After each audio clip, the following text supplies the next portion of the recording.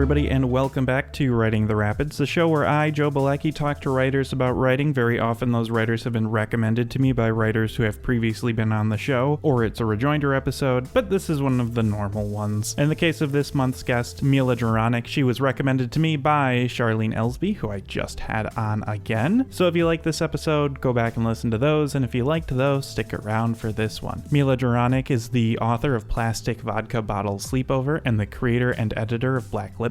Her work has appeared in Play Girl, Playboy, Joyland, Ninth Letter, Pank, Volume 1, Brooklyn, Southwest Review, The Millions, Nylon, and Teen Vogue, among others. She earned her MFA from the New School and teaches at Writing Collab and Grub Street. She is represented by Annie DeWitt at the Shipman Agency. If you'd like to help out this show, you can become a patron for just $2 a month over at patreon.com/noisemakerjoe. You can get these episodes about a day earlier than everybody else. Or you could buy my book. It's called Tired. It's out through Alien Buddha Press. It's on Amazon, and it's pretty good. An excerpt of it appears in the collection that just came out called Unheimlich through Soyos Press, and there's a whole bunch of other people, some of whom might be familiar if you're a longtime listener of this show. Now, without further ado, let's get into my conversation with Mila.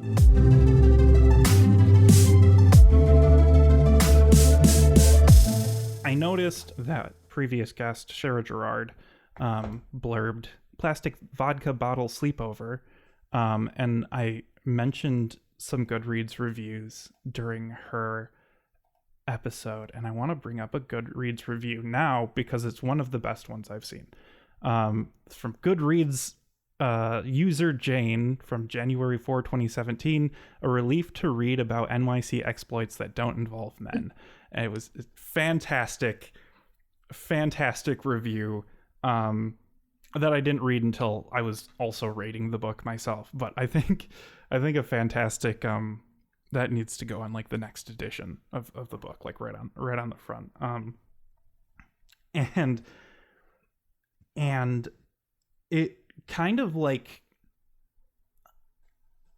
grounded the novel for me in or like solidified some things I was thinking about, because I like these novels where somebody in their 20s is just kind of having a hard time. I think that's like the American novel tradition to some extent, but I guess I hadn't read one that isn't like a dude just going around to getting drunk and stoned the whole time. So I don't know, was that something that was like in your mind as you were writing that book, or not? you mean like, the sort of the gender binary or anything like that? You know what? Not really. It's one of those things that I noticed like upon, publication and the reception of the book, people were pointing this out, much like this review. And to me, it just, there's men in there, but they're sort of, auxiliary characters now and again. I mean, really the main male character is entirely off stage the whole time. Mm-hmm. I don't know. I think it's just my world. Like it's a very woman-centered world. Yeah. So no. Okay. That's cool too. I like that. One of the things that I said on a past episode that somebody mentioned to me that they really like is that I like to write something and then have other people tell me what it's about. So yes, I agree. It's nice to see what you miss, right? And then I think that helps you for next time. Yeah, 100%. I mean, that's sort of the beauty of it, of the novel of writing period is, as Norman Mailer said, it is the spooky art, right? It's like it's the closest, it's the closest thing to telepathy, kind of like you can transplant a mind and, you present this art and then someone is out there perceiving it and then they make connections that you didn't intend and they see things that you didn't put together consciously, which is amazing. And that's where, that's sort of where the magic happens to be, kind of, I guess, magic. Yeah. Alchemy, right. Is what I mean. Because they bring something to it that would not have existed. Right. So like to me, literature is a book that requires the reader right? Some books kind of don't to exist, but the ones that affect you, like you need to be there, like bringing in like your share to the table. Yeah. I also noticed, noticed, I guess is kind of underplays it, but hopscotch plays quite a role in this book.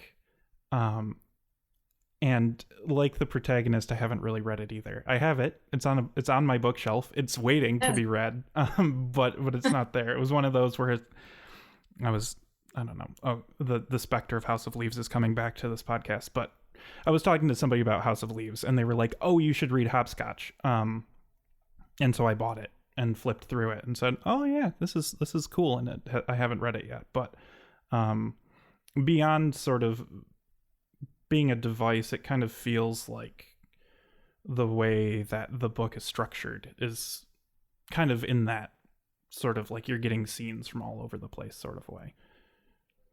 Yeah, I did kind of intend that. I mean, the book can be read forwards and backwards. It's a little bit disjointed if you just take scenes out of order. I mean, it could work. But I really did borrow heavily from it. And the thing with Hopscotch is it took me a long time to actually get started. It took me years since it was recommended to me to actually read it, because every time I'd open it, I'd be overwhelmed because sometimes a book is, so good with such technical skill and the author's a genius. You're like, hold on, I got to put this down. I'm not emotionally prepared.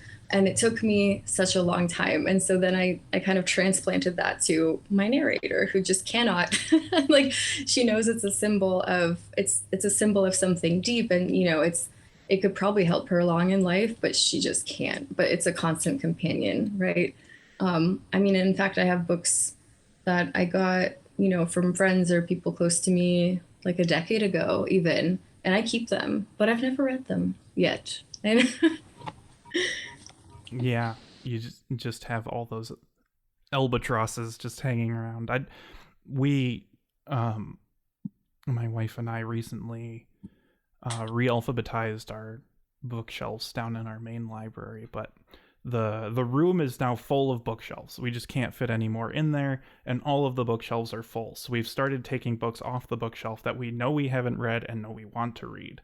And it's been really interesting, like pulling a book off and being like, I'm pretty sure I bought this in high school. And just, it's the only Vonnegut book I own. I knew I was supposed to read him at some point, and so now he's up in the bedroom, and who knows, God willing. There he will sit. He keeps getting closer and closer and closer to my nightstand, so eventually he'll get there. To that point, to the construction of the book, how did you decide like what scene, what chapter goes where? Okay, that's a good question. So the first book, really, it was composed in an imagistic type of way, because, time is all over the place, even though it is linked, in the timeline of one day in one place. The actual timeline of the story is everywhere. So I made sure that an image that was, for example, ending one scene would be the one to start the next, or a person or a conversation. And how I structured that was, I printed out the whole thing and I literally rearranged it on the floor several times, just taking up a room, and I'd put it one way and look at a sequence and then, change. And I did that for a couple weeks, I think. So I did get, since we mentioned Goodreads at the beginning, I'm not one of those authors that is overly concerned with it. I'm not like, never look at Goodreads or, care a lot about Goodreads. I feel that, I've written the book, it is published, it is outside of me. It's none of my business, like what anybody thinks. And if someone were to tag me in a bad review, I mean, that's gauche, but it wouldn't like ruin my life. But I did see a review from someone that was like, this order is so random and it's all over the place. I'm like, excuse me though, but it isn't. Like, you weren't paying attention. And I know it looks random, but it's not. Like, if you just dig a little deeper. And I think that was sort of my organizing principle, is I love books that do that make you work a little bit. And if I don't understand something, then I don't blame the author because they know what they're doing. I'm like, hey, what am I not understanding? So that was kind of that was my thing there. But yes, like physically moving pages. I have a friend who does that. She does it with poems in her poetry collections, but she sends us pictures of her house every now and again, and it's terrifying. Yeah. I'm notoriously allergic to editing, and so it's I often just don't know what to do. Like, it overwhelms me. There's too many characters, there's too many scenes, there's too many things to know what to do with, and so oftentimes I'll get through a draft or two and just be like, well, we'll see. Wait, so you have a novel? Well, I have,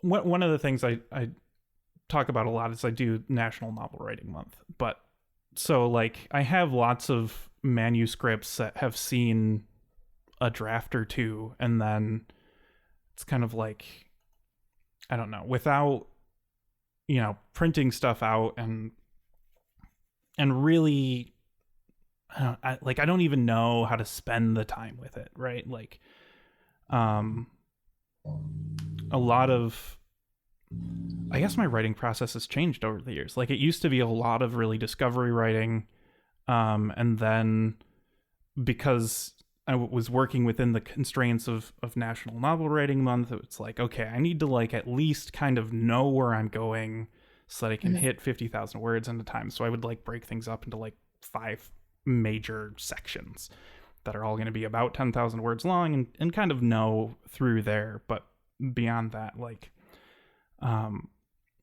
going from there, and then, like, a lot of my leisure time is watching, like, in-depth film analysis videos on YouTube, where it's like, so-and-so knew that he wanted this to be a major theme throughout. So in the first 30 seconds, you can see there's the little drinking bird in the back of the scene, and that's going to come back as an emotional something.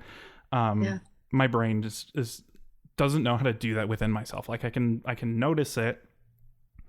But, it's like one of those things, if you listen to, like, a jazz solo and you can whistle it, but then you sit down at a piano or, behind an instrument, and you're like, I don't know. How do I actually construct that? I don't know. Like, so yeah, I love to just hear about how other people do that. Well, I think that it looks so clean and easy when you're looking at a finished product, or at least someone else's journey and how the choices that they made. But I mean, the reality is a lot of that stuff really comes so much later, like draft 25, when you read your own work over and over, and then you do things and you make connections that you didn't even see, because you have to read it like front to back and then back to front, and then see, aha, there's that drinking bird and it should go here. And those are the things that's kind of like, it's hopscotch-esque, but it is kind of like this puzzle that you can still rearrange, but the image, right, is the same. You're just going for the best version of it, right? Because a novel technically could work any kind of way, with or without some of these little elements, right? But some of those are the ones that make it what it is. So I feel like, I mean, you could do it. There's methods for sure, but yeah, you'd have to spend a lot of time with those manuscripts. Right. Yeah, and I think that's also the hard part too. Is, at least for a long time, I simply had too many ideas. Where it's like, I want to write a book where this happens, and I want to write a book where that happens, and so on. And within word 10,000 of novel 1, I'm excited about this other idea that's completely different. Like, it's not easily folded within. And so it's like, I just need to plow through, get through draft 1, and then work on the other one. And then maybe when I have time or I'm stuck, I can go back and edit. And that sort of thing just never happened, right? It's like so many of my unfinished, unsubmitted pieces are like that friend who you have a really fun weekend with, and you're like, we should need to do this again. This was so fun. And then you just never talk to them again. They never call you, and you get busy with work, and then what is this giant document in my Google Docs from 2016? Oh, that's right. That's this. Yeah. But you have also experience with this. You have manuscript consultations and editing that you offer too. Yeah. So how did you fall into that? How did you get into that? And how long have you been doing that? And those sort of basic questions for that. Yeah. Okay. So let's see. Let's go back in the timeline. So first, I started teaching novel writing at Catapult. I believe in 2018 was when I started. So I've been doing that, for 5 years until recently it folded. So I was doing short workshops. I developed one workshop. I started with one that was kind of like a general sort of, beginning writing seminar. And that one like wasn't really that popular because there's so many classes. So my director was like, okay, well, think of something else. Like, come back. And she was very sweet about it, but she's like, you can think of something else. And so then I developed this one called 40,000 Words in 40 Days, which essentially was a very compressed, marathon to basically write a novel in 6 weeks. And that one was wildly popular. It sold out every time. And I actually did have a couple students that did finish first drafts, but really it was what I did was essentially taught what I did, like my method for writing my second book, because I was a new mom, I was a single mom. I had literally no time. My writing time was when my son slept or like late at night or, 5 a.m. So it was like all the cards were stacked against me as far as like the ideal writing conditions. And then I was like, if I can do that, then I'm sure other people can do that, that have, as much on their plate or more, or less, and just need to learn some discipline. And that one, took off. And then the consultations actually happened because my former students would email me and say, hey, I have a manuscript. Would you do a consultation with me? So then I had to like Google rates, like, what do I charge for this? I don't know, like talk to people that did it. And then they started coming in like word of mouth. Like I would just get emails. And then once in a while, honestly, just when I needed some extra money, then I would, post on Twitter, like I'm accepting manuscripts this month, and I get some, but it's, it's occasional. It's not all the time. Just because, I do teach a lot now, but yeah, they just came. Okay, cool. Yeah. I like that. I think that just speaks to your prowess as a teacher then at that point. I also want to talk about the before we go too far away from sleepover, the Polish stuff. Yeah. Are you, obviously you're Polish, but how do you ask what generation somebody is? I guess that's the question, right? Because it seems like your family is much more Polish than my family is. I was going to ask you because your last name. Yeah. So how Polish are you? It's interesting. I'm 50% Polish because both of my grandfathers are completely Polish. But I'm like third or fourth generation, depending on what side of the family you're looking at. And so my family is very Americanized. We kielbasa at family gatherings. Like that's it really is like, I think my grandpa had some accordion lessons as a kid. That's about it. It's not a very I've not had a very ethnic life really at all. So I like to I don't know. I feel like something's missing there, but like I also just don't know what's missing. Every now and again I'll read a book from a Polish author or like a book about Polish culture or something and be like, okay, that's familiar. Like we're Catholic too. I guess that's the other thing is we're Catholic, but like I don't know, it's hard to even find, we're not in a big city or anything, so it's hard to find like a Polish Catholic place. Like I don't know what differentiates Polish Catholic from Irish Catholic from whatever. We had a lot of Vietnamese people in our congregation growing up, so yeah. Where are you based right now? Grand Rapids, Michigan. Oh, okay. And do you know where your grandpas are from? No. The interesting thing is I have on my dad's side a family historian, and Roman, the the patriarch who came over, listed in various official documentation 3 different towns, and only Gdansk exists. So yeah. That's my best guess on that side of the family. Yeah, that's interesting. It's funny, you don't know. There's a lot I don't know either about my family. So I guess I'd be called first generation because so my parents, so I'm 100% Polish. My parents and my brother moved here. Well, so my dad got a job here, and then he was here for 2 years before we joined him. However, my mom, being a smart lady, came over to give birth when she was pregnant, so I could have dual citizenship off top.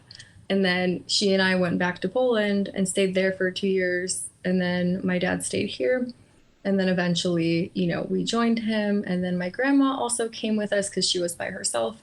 So my family's from Lublin. And yeah, and that's it. So I grew up, here. I learned English, I think, in first grade. So I was just dropped in. I went to preschool, kindergarten. I just went to school. I didn't speak English at all. We didn't know anybody. We didn't have anyone to know anyone. I had to just figure it out, which was wild. It's a wild experience because it felt like I didn't really belong here, but I was also definitely not a Polish kid. Like I would go over there and kind of feel out of place. So it's like this very weird, like where is home? I guess, who knows? It's probably a theme that I keep unraveling in my writing because you can't find it. So yeah, you keep searching. Yeah, that's so interesting. That feeling. I feel like I saw a lot of that happening in real time. When I was in elementary school, it was in the 90s, so we had a lot of Bosnians coming over. That were very clearly like, it's first grade. Alma does not speak English, and she's just working through it and trying to figure it out. Her handwriting's better than mine somehow. Like I remember in 6th grade we had social studies textbooks, and one of the kids was like, "Hey, that's my mom," on the cover, like fleeing Bosnia. But yeah, that idea of like, where is home sort of thing is interesting, because for me it's like, I don't know, I kind of figured out that America is not what the adults were saying pretty young. So like I've never felt like I wanted to be American, right? Like super proud of it. And so like you reach into the genealogy stuff and the history stuff, and you're like, well, I don't know, as a kid, I don't know, medieval Poland seemed a lot less cool than like medieval Western Europe. So I only know about like British castles or whatever. Like I know about the Hussars now, which is pretty cool because one of my grandmothers was 100% Hungarian, and so like the Polish Hungarian sort of cultural exchange thing that exists just kind of accidentally happened in my family, which I thought was cute. But yeah, I've talked about this other times on the podcast too, where it's just kind of like uncomfortable, right? Not feeling like where you are is where you should be, or like, I don't know, like being part of any sort of like affinity group that looks like me doesn't feel like something I want to like get real hardcore into being into, you know what I mean? No. Yeah, it's strange. It does feel, well, so we're living in Ohio right now, and there's a big Polish community up in Cleveland, and there's a lot of Polish pride and everything. And I've discovered that the less Polish someone is, the more proud they are, which seems, it's cool, I guess. But, I feel like it's, if you're American and you have a mix of all kinds of different nationalities, then you have to like sort of pick your favorite and then identify with it, because like there's no cultural identity necessarily, right? Like, what is American cultural identity? What would that be? Because it's so young, and yeah, I don't know. I mean, so you have to sort of pick, I guess.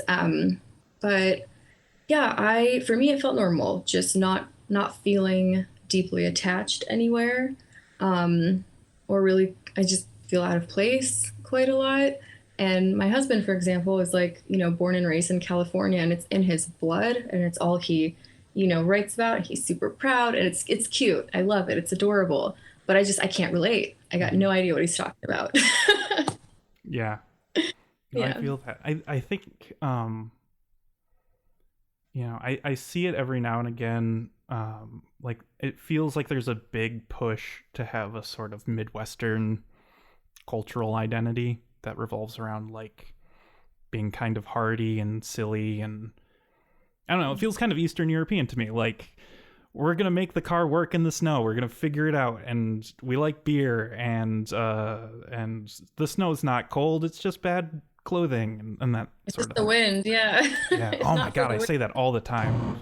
Yeah, it's interesting. I've been finding myself getting more into various slices of Americana as a result of all of that. And so I find like the weird stuff is the most interesting. Like tiki culture is fascinating to me. And there's so much of that, like What is that? it is a post World War II sort of 50s cultural thing where a bunch of people were really into Polynesian culture. A bunch of like Hollywood people went to Hawaii as it was becoming a state and were like, "Hey, this is cool. Let's come back and make a bunch of bars with bamboo and tiki masks and rum drinks and stuff." And it, like, I don't know. It's Orientalism for Polynesia, right? It's just like, we're gonna, any culture that's got wooden masks and palms and bamboo, we're gonna kind of like mush together as these like idyllic places that are great to go on vacation to. So tiki culture is exactly what it sounds like. Yeah, it's 100% what it sounds like. Oh my God. And like there is a big music subgroup in the 50s called Exotica that was like kind of like smooth jazz but with island instruments, and like they would put bird calls in the songs and stuff too, and it was just a bunch of white people doing this, but it's this kind of like listless, grass is always greener on the other side of the fence that I think you could probably look at, like, once America hit the Pacific, was like, okay, well, where do we go now? We've cultivated this atmosphere of exploration for 200 years and we got there. We're coast to coast. Now what? And other weird pieces of Americana, like there's a subsection of hot rod car culture called rat rods, where people take like really rusty cars and soup them up and have like I just watched a video. Some guy like took a gun and like made that the gear shift of his car, and there's spikes all over the cars. It's kind of like a 50s Mad Max sort of thing.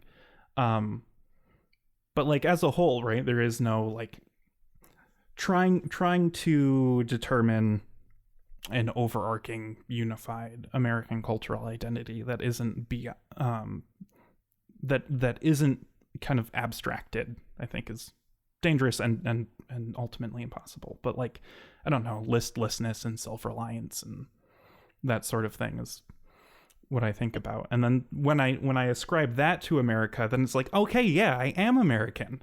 I kind of have a hard time sitting down and I want to define myself by the things that I do and that sort of thing.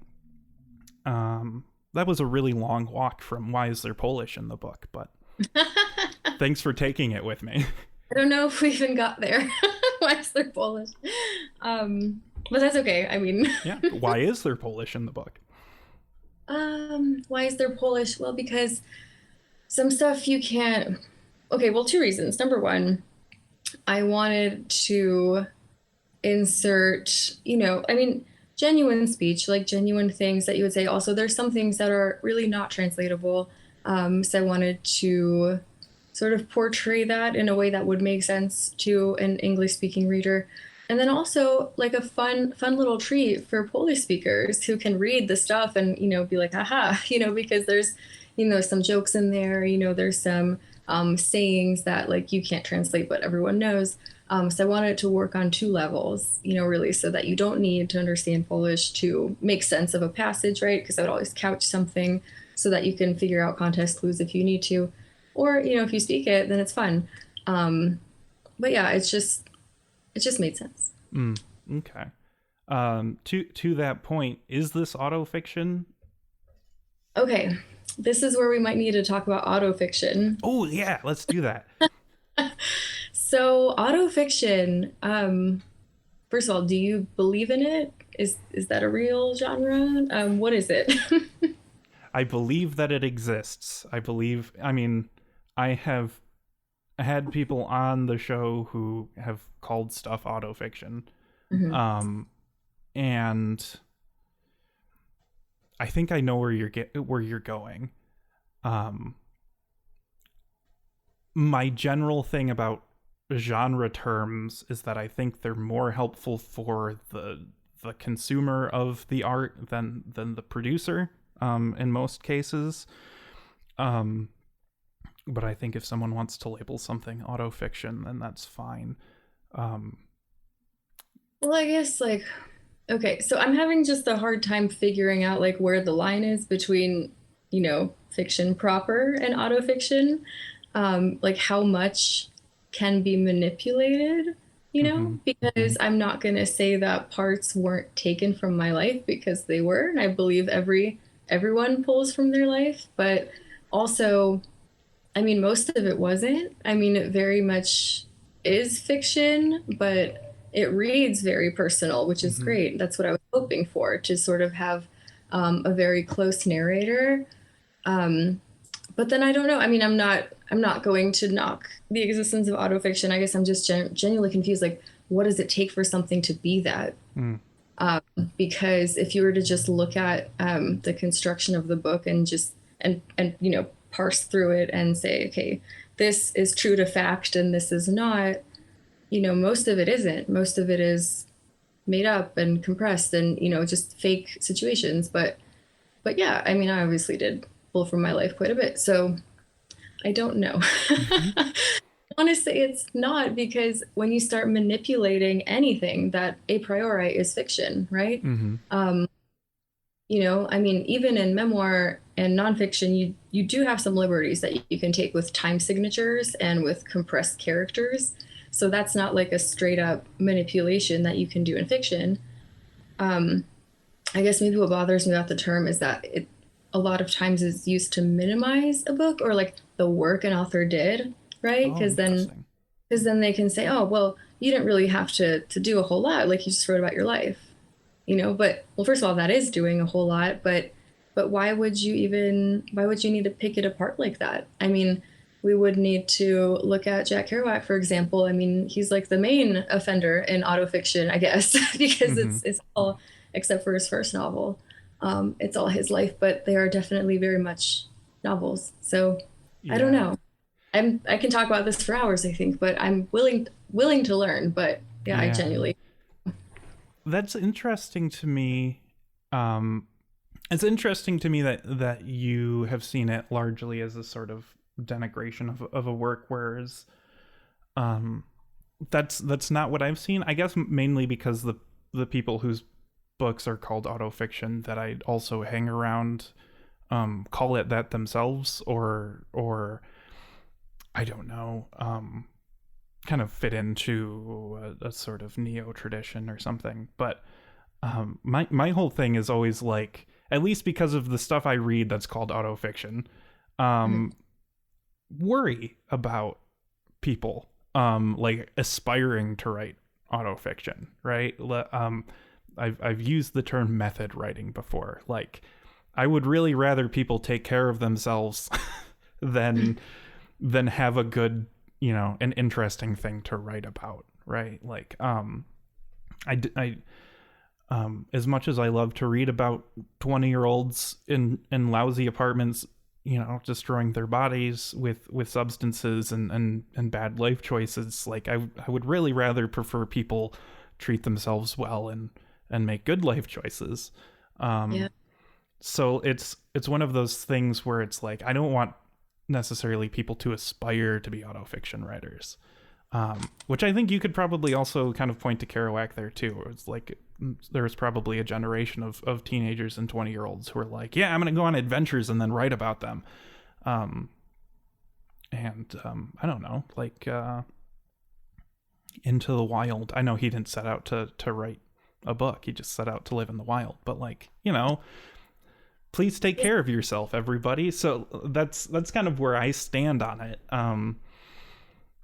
And, you know, I wonder if it's not a way to get around the fact that memoir is not a genre that is read by indie lit people, maybe. You know, I haven't done a market analysis, but that's a suspicion that I have too, is calling something autofiction, because then you can take out the boring parts, make the exciting parts more exciting, and then not have to call it memoir, because again, you know, there's quite a lot of 20-year-olds who are making bad life choices that you really only need to read 1 or 2 memoirs about it before you've exhausted the that mineral deposit.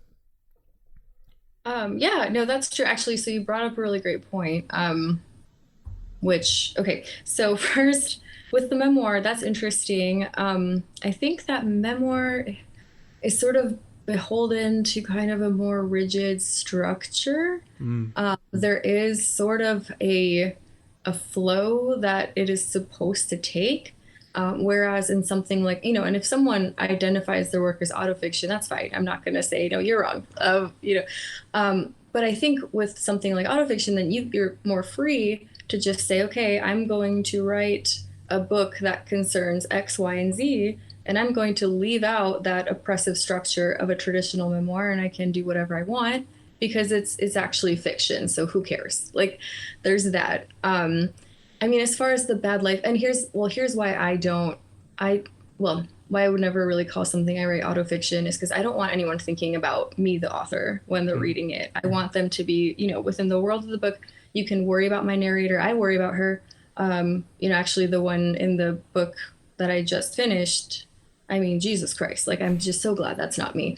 But I don't want anyone thinking about me because it's not a diary. It's not like, you know, it's not look what I did and braggy or anything like that. I really do want people to sort of focus on the form and what's going on in the text and not think about my life and how many drugs I've done.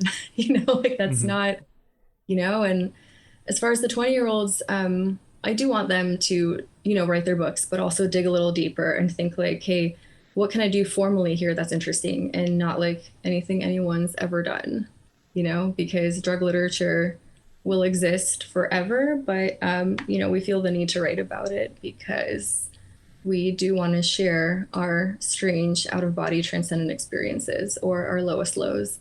But we do have to be a little sophisticated too. So maybe autofiction can exist, but maybe it can be elevated also. I don't know. Yeah, I like that.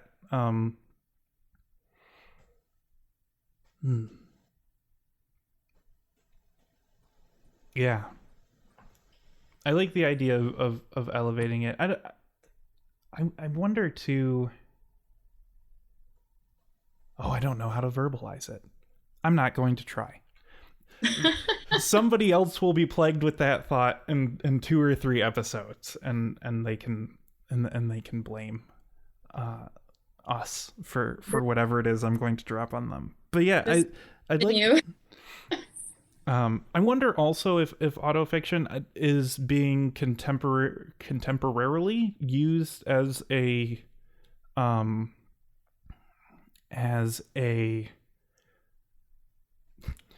dog whistle for alt-lit, since that label has a lot of baggage attached to it. Yeah. Okay, alt-lit. So how do you feel about alt-lit and what do you think it is? Yeah, so that's a great question. I started really paying attention to indie lit probably right around 2015. So I guess I missed it when it was good. When the so-called community thought it was good and said it was good. I don't have a ton of alt-lit books. I really enjoyed Steve Rogenbuck's YouTube videos when he was making them. I think that they particularly led me to think about poetry specifically in new ways. Or just, I don't know, in a more modern way, right? And not a sort of like,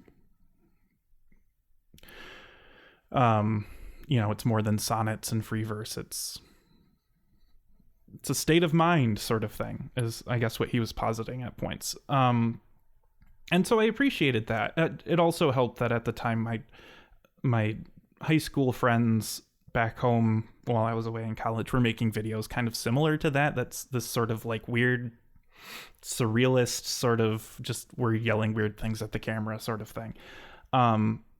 So being able to connect kind of that to what other people were doing, I don't know. I spent a couple hours reading HTML Giant, and so I don't really have. It's a dragon that I'm chasing. Really, is trying to figure out, because a lot of the people I talk to who have had writing out since then, who are still writing, not a lot of people want to talk about it. That's so funny because, you brought up poetry.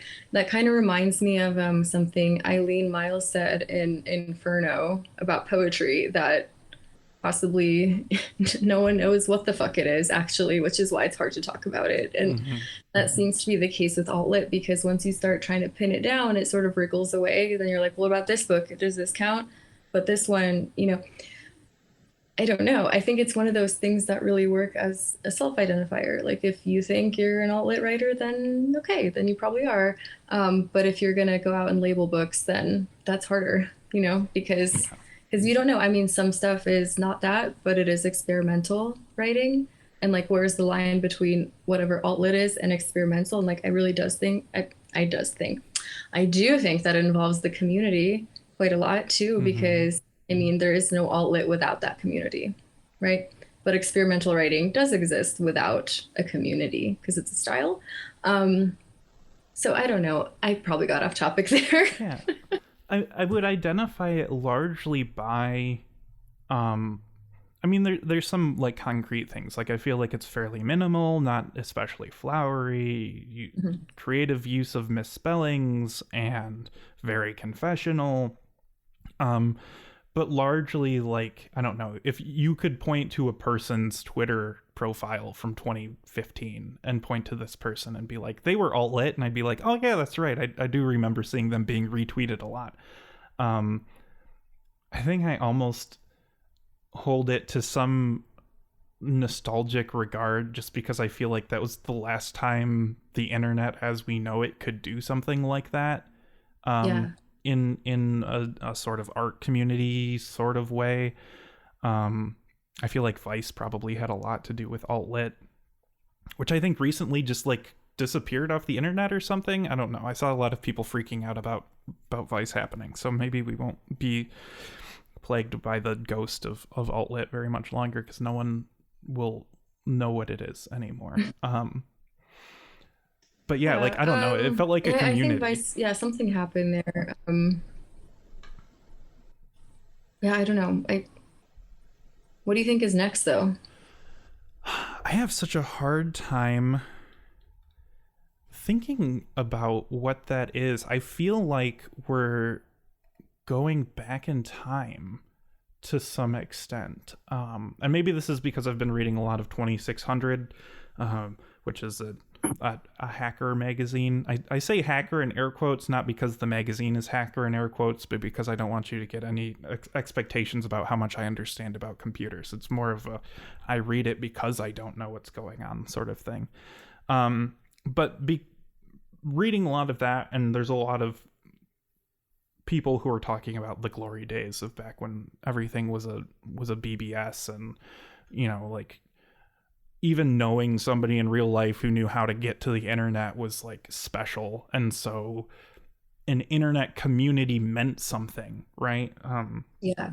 I've long been on this show and in my personal life a sort of community skeptic. I don't know, like, what is the writer community, and am I part of it? I don't know. Where do they meet? Where do they go? Like, I don't know. Maybe I'm just old about that. So, like, I don't know. I feel like we're getting into a place where people are going to be much more siloed as social media and the internet just in general becomes less and less user friendly. People are going to coagulate around the people they actually enjoy hanging out with, and you're going to have a million different group chats and Discord channels. And so it will almost be like pre-internet, like regional, like East Coast writing and West Coast writing are different. Or I guess I think about that more in like music terms, right? How there's the Midwest hip hop scene is very different from either of the coastal scenes, which are different from themselves, and the South is its own beast. And so I almost wonder if it'll be something like that, and it'll be harder to classify.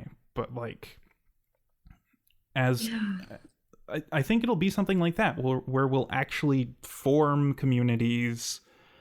And I don't know, maybe because owning houses is going to be so much harder, people are actually going to just like move by all their friends. And so they're like regional scenes will actually re-erupt because people from disparate parts of the country will have coalesced to be near people they like, and then like started going to readings again. Yeah, I don't know. Is time a flat circle, as True Detective would have us believe? Perhaps it is. I don't know. No, I don't know. That's interesting. Yeah, I mean, the internet really was obviously like a main ingredient in alt-lit internet writing. Any of that stuff, post blogging, right? The thought catalog thing. All of that, which there's a lot of writers that got started on there that, became all kinds of things like alt-lit, but then also, YouTubers and I don't know. Yeah, it was very connected. And now you're right. It feels like you're sort of shouting into the void. And it feels just so depressing. And I don't know, it used to be fun, kind of.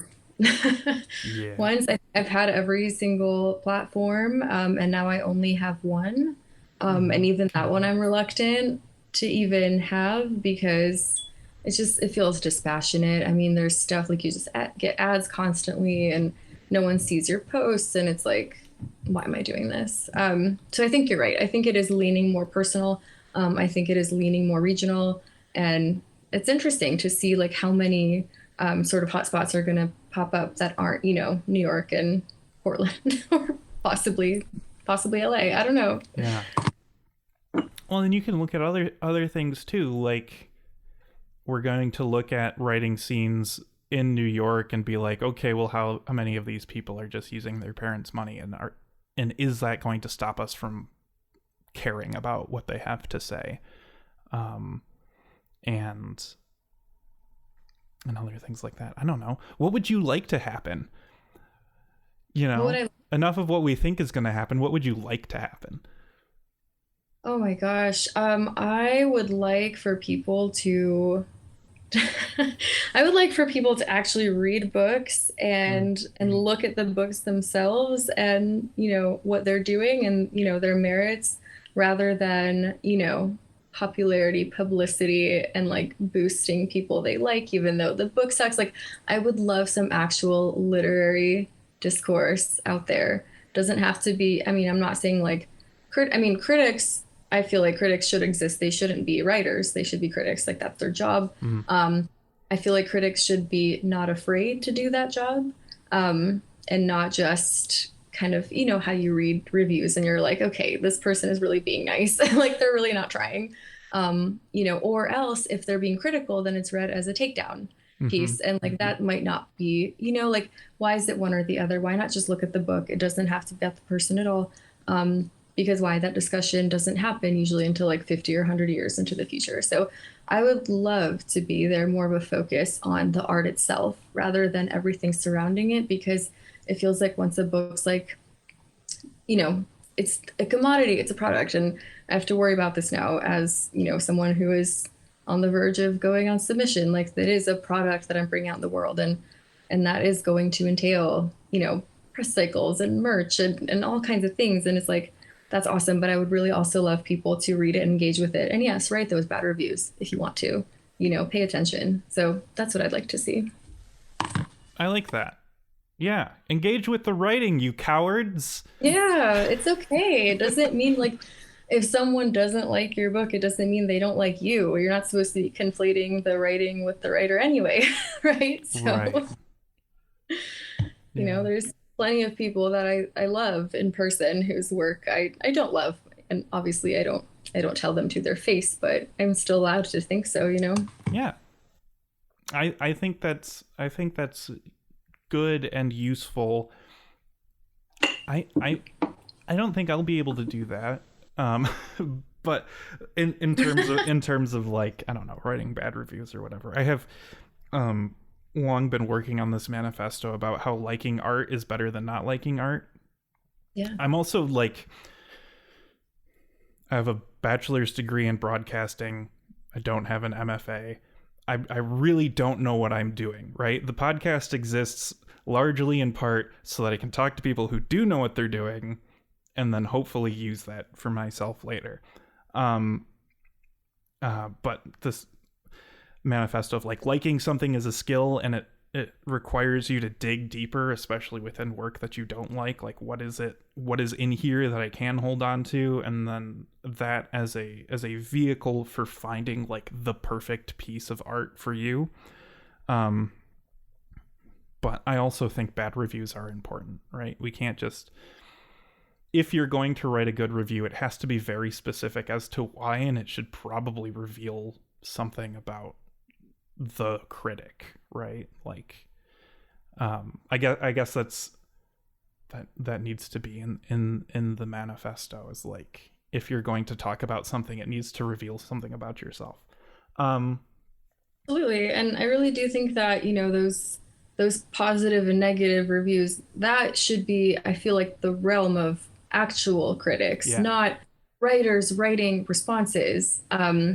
Because, it's not interesting to me to read a writer saying, I liked this book or I didn't like it. It's like, well, no, like, show me how you engaged with it. Okay. Like, I don't want to know anything about if you liked it or not, but what happened to you as you're reading it. Right. So, when I publish or solicit reviews for Black Lipstick, for example, they're creative reviews, and they're all kind of personal essays, like personal odysseys, like within the span of a book, right?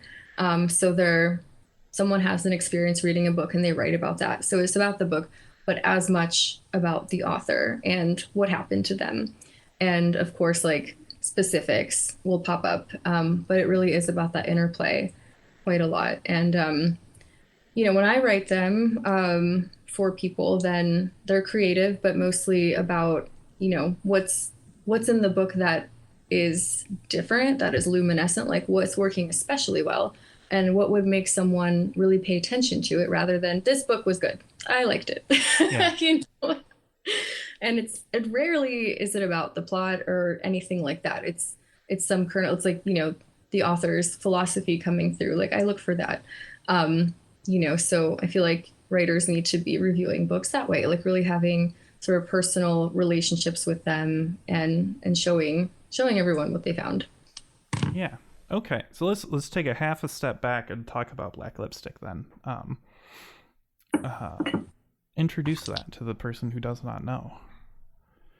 Okay. Well, Black Lipstick is the Substack magazine that I created a year ago. Essentially, it showed up in my consciousness as this project that I needed to do something. I had just experienced the third in a line of miscarriages, and then I just decided that I was done trying to have another kid. But I still had all this creative energy, so it just really fell into place. I was like, aha, this is perfect.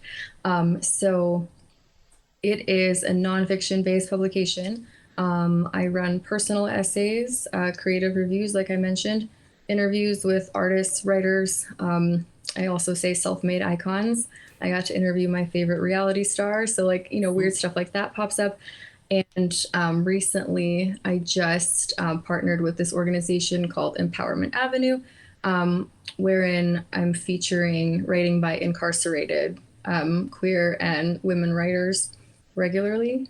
So I take submissions, edit, work with them, and then they run on the site. And then occasionally, every now and then, I'll post something that I wrote.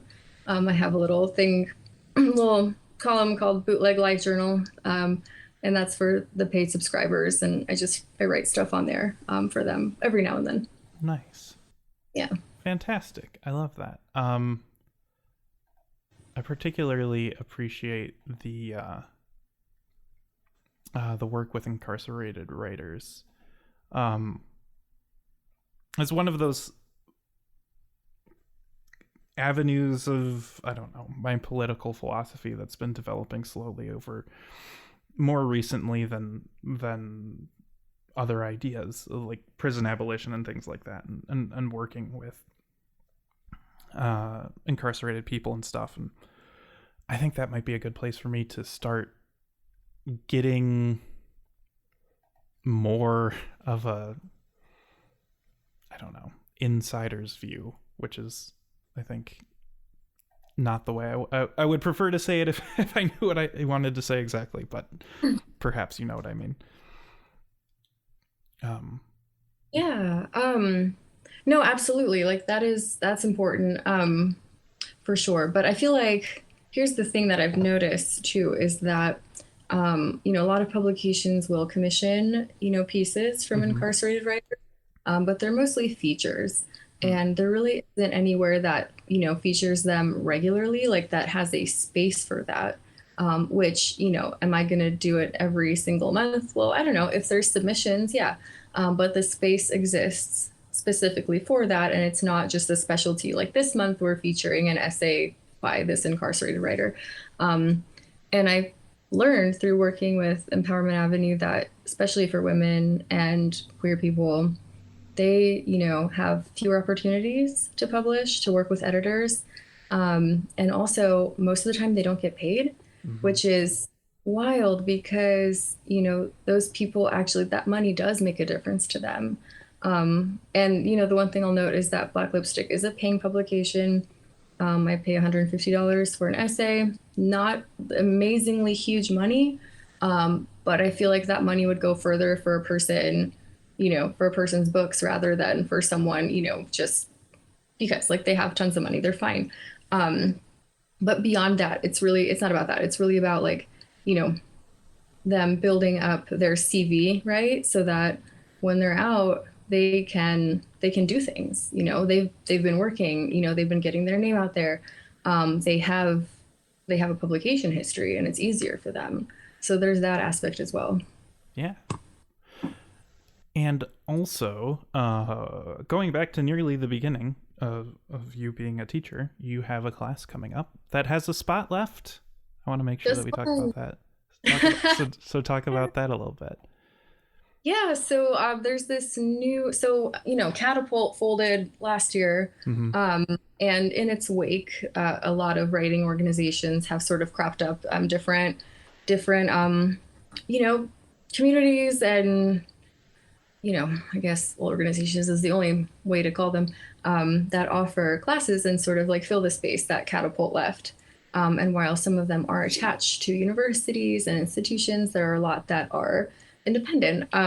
So this one called Writing Collab just came into existence. One of the co-founders is Sarah Lippman. So, you might know her as a formidable short story writer. She's been, I believe, teaching for over 25 years and writing, and she's wonderful. And she actually took my workshop at Catapult, so when I saw the class list and I saw her name on it, I was like hyperventilating, like, oh my God, why is Sarah Littman taking my class? That's insane. I was so nervous. But then after that, she really liked it. She liked, my teaching philosophy and really her experience. So when she started, co-founded Writing Collab, she reached out and was like, hey, do you want to develop a class? So this is the first class that I've developed 100% on my own. full creative license, and it's really exciting because we're going to do a lot of things that normally you wouldn't in a traditional, like it's not really like a generator as much as an artist space for a year. I mean, you can come away with the draft or not and just acquire the toolkit. But we're really going to be digging deep into just the bones of novelcraft, and then essentially figuring out your foundation as a writer and an artist and utilizing all tools, right? So art, tarot, astrology, like learning all of that, not in a let's manifest stuff way, but in a let's understand energy way, so you can use that in your practice. Oh man, I feel like we missed I feel like we missed out on a thing. Okay, we're running up against the hour mark. I just want to real quick I love the idea of tarot. It is not a secret for people who listen to the podcast that I've had, I don't know, a couple years long fascination with the Western esoteric tradition in terms of study. But I also like to play with things. I love the idea of what I call applied randomness, and I think tarot is really good for that. I love just, I have a hard time. I was raised Catholic. I think I mentioned that.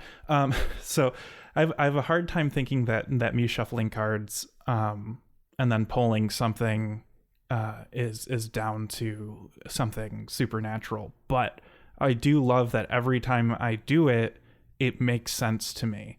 And I don't know, is that kind of where you're at, or are you in a different place with divinatory things? Yeah, so I don't use it really for divination as much as determining like, when things will happen, or, it's more about orienting myself. And I feel like for, a writer and artist, using tools that sharpen your interpretation skills and, really like your magnification, like that is very useful. Do I believe in like a divine supernatural, like moving the cards? I want to say no, but there are crazy coincidences and synchronicities that show up, and like you can't make this up, and in a way it does not seem random. Like what I do actually is I pull a card most days just to sort of like check in with myself, and I also keep track of what I get in a month. And there are like recurring cards or suits, for example. So for example, in, here, let me look. I can tell you, in January, the Hermit card showed up for me 6 times, all different decks. I know energetically, like a deck can get used to you and like you can pull the same thing, but I have, I think maybe 12 of them. And the Hermit just kept popping up and up and up. And I'm like, okay, I'm listening. That's something like, that's a theme. That's something I need to look at. So that was an avenue into self-study, because a hermit being a member of the major arcana, that's big themes. Like that's stuff that's going to unravel over months, not just your little everyday things.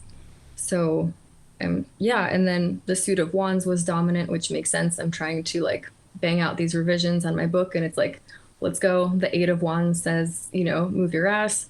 That showed up. And then February was swords constantly. And the 10 of swords, 10 of swords, 10 of swords. And that's when I was realizing like I was treating my body like shit. And that imagery was not about like some kind of like, trauma in my life, like someone betrayed me, which can happen. But I was literally stabbing myself in the back with the way that I was treating myself. And I was like, okay, I will make a change. So it's like the tool for self-knowledge. You can also use it, which one thing we're going to do in class is figure out how to use this for your creative practice. And instead of like working, like pushing through and like working sort of against the vibes, if you will, working with them and figuring out how to use this to your creative advantage at all times. So do I believe in it? Yeah. Do I know how it works? No, not at all, but it works.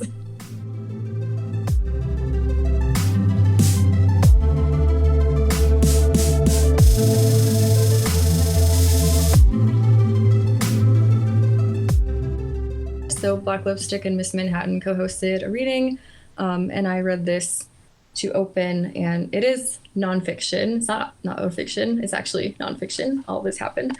All right, this is called Beanheads, and it was originally published on X-Ray in 2021. In the little free library was a hand-sewn chapbook with poems from all the poets who had read at Beanheads. The open mic was every Friday, and gray men would shuffle in to crinkle coffee-stained pages at the microphone. It was an event. There were gasps and snaps and silence. I didn't understand it. There I was, 15 years old, and crafting big papers about the Count of Monte Cristo, and someone had written this: a moral amnesty. A parliament of stalking butlers. Deafening silence over the telephone. The Pope flows like running water. Calligraphy makes the Queen go blind. The poets must be onto something, though, because even now, after all my university degrees and formal trainings, this is still the only poem I know by heart. The only other girl at Beanheads was a barista. I envied her job, if only for the fact that she got to smell coffee and look at people, instead of smell stearamine and look at their food remains. She asked me the Cambridge equivalent of, what do you want to be when you grow up? Which was, what are you going to do when you get out of here? Cambridge, New York was a tiny town that maybe after a couple beers could pass for a bootleg Stars Hollow. But I was too underage and nervous to make friends, so after work I'd go straight back to my godfather's place to listen to Lacuna Coil and smoke ecstasy herbal cigarettes and write down my dreams. I made boxes of mac and cheese and took them to my room to eat alone. I told the barista I didn't know what I was going to do, but I wanted to write. She asked if I'd ever heard of Nylon magazine. I hadn't. She said it was her favorite, and the next day she brought in a copy. Growing up in Stowe, Ohio, all the magazines for sale at the discount drug mart in the early 2000s were different versions of the same thing. Glamour and Cosmo and Vogue, tailored to caricatures of women it seemed like a lot of work to learn how to be. Down a step, 17 magazine showed smiling girls who had solid friendships and wore butterfly clips, whose problems had to do with what extracurriculars to give up because they were president of too many. I wonder how my life would have been different if I'd known about Rookie then, but if you're always validated, there's nothing left to push against. Nylon was beyond this. No diet tips, no harrowing sex advice, no recommendations for job placement during a blowjob. There were record recommendations and reviews of actual books. Young fashion designers who made nonsensical clothes worn by stoned-looking models and hand-drawn products on the beauty page. Chartreuse lipstick, 3 pairs of socks on a pair of untoned calves stuffed inside fuchsia jelly platforms, unbrushed hair, and absurdly short bangs. Fashion that made you go, what the fuck? No $2,000 trench coats that were fucking beige. And there was something else, the private icon. Each month, the private icon featured a heroine or set of heroines from a cult film with a description of what made them iconic, plus a recommended list of clothes and products with which to emulate their style. Alabama from True Romance, Catherine Deneuve in The Hunger, Winona and Angelina, the OG fucked up gal pals in Girl Interrupted. According to Nylon, canonization was not only possible, it was accessible by formula.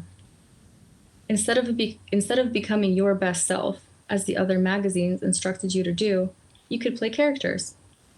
If you were having a hard time becoming somebody on your own, you could assemble the conflicts of elements that had made somebody else unforgettable. If you wanted, you could buy the exact shade of lipstick worn by Penny Lane. I wish I could live in New York and write for Nylon, the barista said. And that was that, and then we went back to being dishwasher and barista, not going out after work and not saying much more to each other. And sooner or later, the summer ended, and I took my under-the-table money and went home, along with the copy of Nylon and the chapbook with a moral amnesty in it. Eventually, I moved to New York and replaced the herbal cigarettes with menthols and the mac and cheese with salads. I kept eating in my room alone. The magazines came every month to my Alphabet City apartment. I had a Victoria's Secret angel for downstairs neighbor and got my nails done next to Justin Vivian Bond. I tried interesting things with scarves and lipstick and bought an ugly pair of Miu Miu sandals at the Buffalo Exchange down the street. They were so ugly, not one single person liked them on Instagram. And they fell apart on my way to buy a raw activated coconut something. You had to eat like an it girl, which was something like the private icon in real time, and involved a lot of raw organics punctuated by the occasional craving for Big Mac and fries. After which, I dumped the sandals in a trash can on Avenue B and walked the rest of the way to Revolution barefoot, really living. And then, I did end up writing for Nylon. I emailed an editor on the suggestion of my girlfriend and got a freelance gig writing beauty articles. Well, sooner or later I'd be hired to write features, I thought, and go on assignments, and the world would open up. I felt justified in having subscribed to Nylon, stacking the magazines up in a pile along the wall for lack of a bookshelf, knowing I could write anything in there better than the people they hired. None of that happened. A handful of my pieces were published online. They weren't hiring staff writers anymore, they said, on account of the budget. I started a series called Beauty in the Book that made it girls out of indie novel heroines. The series died after one installment. Nothing I did ever made it to print.